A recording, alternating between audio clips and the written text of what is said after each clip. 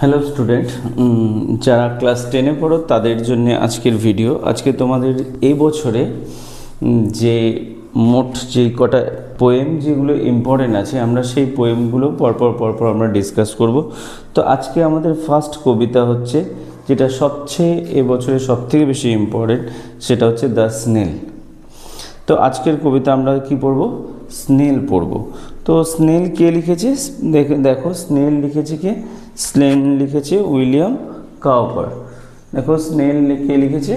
William Cowper. তো তোমাদের যে কবিতা রয়েছে সেই কবিতা বেশি ডিটেলস পোয়েট সম্বন্ধে জানার খুব কোনো দরকার নেই, কারণ তোমরা সবসময় খেয়াল রাখবে তোমাদের বইয়ের মধ্যে থেকেই কোশ্চেন দেওয়া হবে। অহেতুক বেশি ঘাটাঘাটি করবে না, তাহলে আরও বেশি টেনশন বাড়বে। তো এই কবিতা নিয়ে আমরা শুধু আজকে পড়ব, ঠিক আছে?